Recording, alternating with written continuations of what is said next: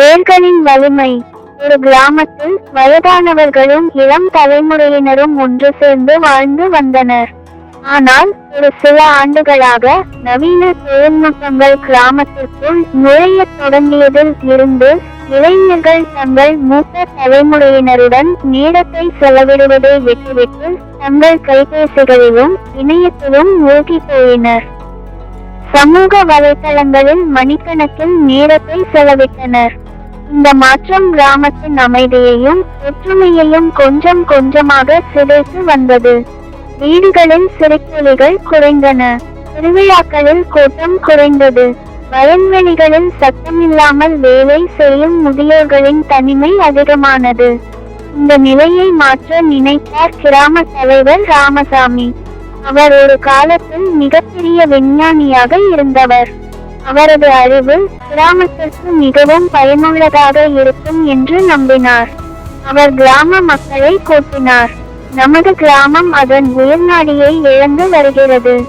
நாம் அனைவரும் ஒன்றாக இருந்து நமது பாரம்பரியங்களையும் விழுமியங்களையும் பாதுகாக்க வேண்டும் என்று கூறினார். அவரது பேச்சை கேட்ட இளைஞர்கள் முதலில் பெரிதாக எடுத்துக்கொள்ளவில்லை. ஆனால் ராமசாமி விடவில்லை. அவர் கிராமத்தில் பாரம்பரிய கலைக்கூடம் ஒன்றை அமைத்தார். அங்கே வயதானவர்கள் தங்கள் கைவினை கலைகள், கதைகள், நாட்டுப்புற பாடல்கள் மற்றும் வாழ்க்கை அனுபவங்களை இளைஞர்களுடன் பகிர்ந்து கொள்ள ஆரம்பித்தனர். முதலில் தயங்கிய இளைஞர்கள் மெதுவாக அக்கலை கூடத்திற்கு வர ஆரம்பித்தனர். ஒரு நாள் இணையத்தில் மிகவும் பிரபலமான ஒரு இளைஞன் முருகன் ராமசாமியிடம் ஒரு கேள்வி கேட்டான். தாத்தா, நீங்கள் சொல்வதெல்லாம் சரிதான். ஆனால் இந்த நவீன உலகில் பாரம்பரியங்களுக்கு என்ன தேவை? எங்கள் எதிர்காலம் இணையத்தில் தானே உள்ளது. எல்லாம் ஆன்லைனில் வந்துவிட்ட பிறகு வயக்காட்டு வேலைக்கு எதற்கு அத்தனை முக்கியத்துவம்? முருகன் சற்று நக்கலாக கேட்டான். ராமசாமி புன்னகைத்தார். முருகா, நீ சொல்வது சரிதான். ஆனால் இணையம் என்பது ஒரு கடல் போன்றது. அதில் முத்துக்களும் உண்டு, குப்பைகளும் உண்டு. பாரம்பரியங்கள் என்பவை நமது ஆழமான வேர்கள். அவைதான் நம்மை நிலைநிறுத்துகின்றன. வேர்கள் பலவீனமானால் மரம் எப்படி செழிக்கும்? வயக்காட்டு வேலை என்பது உழைப்பின் ஒரு வடிவம். நீ கணினியில் வேலை செய்வதும் உழைப்புதான். உழைப்புக்கு மரியாதை கொடுக்க வேண்டும், அதை எந்த வடிவில் இருந்தாலும். ஆனால் தாத்தா, எங்கள் நண்பர்கள் எல்லாம் எங்களை கேலி செய்கிறார்கள். இன்னும் கிராமத்து பழங்கதை பேசுகிறீர்களா என்று கேட்கிறார்கள் என்றான் முருகன். அவர்களை பற்றி கவலைப்படாதே முருகா. மரம் வளர வளர அதன் வேர்கள் ஆழமாக பரவுகின்றன. அப்போதுதான் எந்த புயலையும் தாங்கும் சக்தி அதற்கு வரும். நீ உன் வேர்களை மறந்துவிட்டால் நீயும் ஒரு பலவீனமான மரமாகிவிடுவாய். பாரம்பரியங்கள் நமக்கு ஒழுக்கத்தையும் அன்பையும் பொறுமையையும் கற்றுத் தருகின்றன. ஒரு காலத்தில் நமது முன்னோர்கள் ஒன்று சேர்ந்து வயல்வெளி வேலை செய்தனர். உழைப்பின் மீதான மரியாதைதான் பாரம்பரியம்.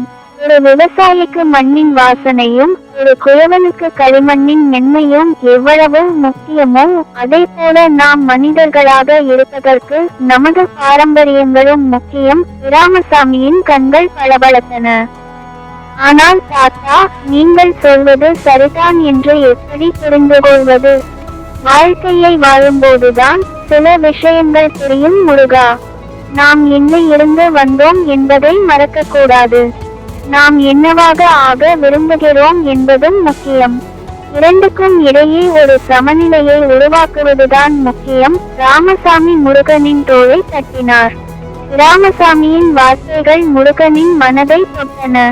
அவன் தன் நண்பர்களிடம் இதை பற்றி பேசினான்.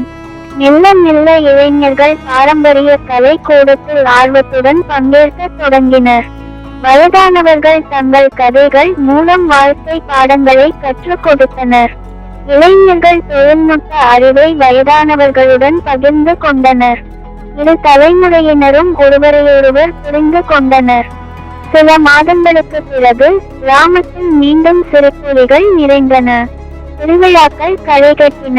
வயல்வெளிகளில் வயதானவர்களும் இளைஞர்களும் ஒன்றிணைந்து வேலை செய்தனர்.